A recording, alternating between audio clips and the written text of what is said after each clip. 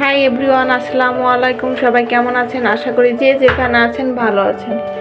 তো 2 দিন ঝড় বৃষ্টি হওয়ার পরে চলে আসলাম ছাদে, যে কি অবস্থা গাছপালার দেখে। যদিও আমি সকাল আসতে পারি নাই, সকাল থেকে আজকে বৃষ্টি নেই, তবে আমার আস্তে আস্তে একটু বিকাল হয়ে গেছে, কারণ দেখা যায় সকাল অনেক কাজ থাকে সংসারের। তো কাজটা শেষ করতে করতেই বিকেল হয়ে গেল। যেহেতু কারেন্ট ছিল না, পানি ছিল না, তো রুমে অনেক কাজ জমে গেছিলো। তো সেগুলো শেষ করে চলে আসলাম ছাদে, যে দেখি গাছপালার অবস্থা কি হয়ে গেল। ঝড় বৃষ্টি হয়েছে যেহেতু, পরে এসে দেখি না, সব কিছু ঠিকই আছে, আল্লাহর রহমতে কোনো সমস্যা হয় নাই। দেখি যে না, কোনো গাছের কোনো ক্ষতি হয় নাই। তো দেখলাম যে আমার আমগুলো সুন্দর ধরে আছে, আর ডালিম গাছে অনেক সুন্দর ডালিমও ধরে আছে। তারপরে টমেটো গাছে তো দেখতেই পারতেছেন অনেক টমেটো ধরছে। চাল কুমড়া গাছে অনেক চাল কুমড়া ধরছে, আর 2টা পেকেও গেছে। এই তো মাশাল্লাহ মাশাল্লাহ, আমার গাছগুলো অনেক সুন্দর আছে। আমি তো টেনশন করতেছিলাম রুমে বসে যে আমার গাছগুলো মনে হয় ঝড়ে প্রায় উড়েই গেল নাকি, যেহেতু এত ঝড় হলো।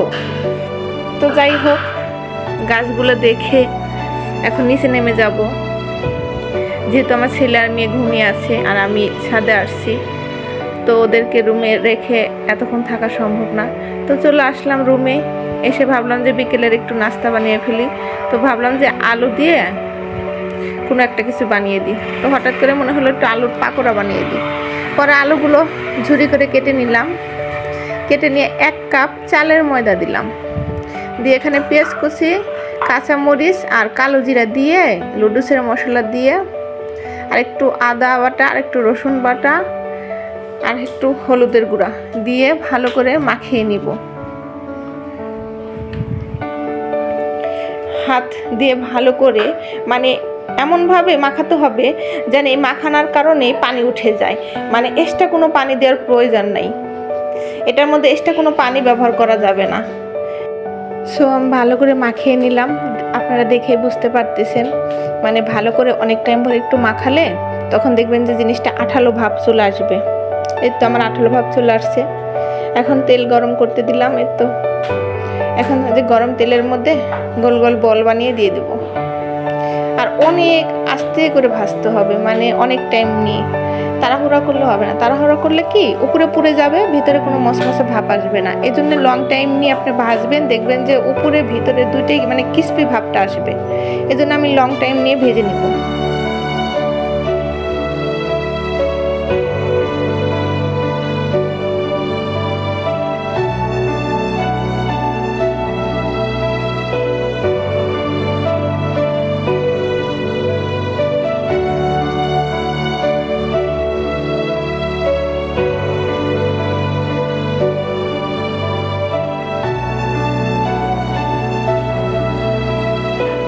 এই তো সব বড়াগুলো প্রায় আমার দেওয়া হয়ে গেল।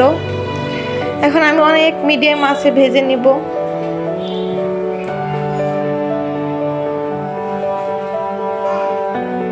আর এটা খেতে কিন্তু অনেক মজা হয়।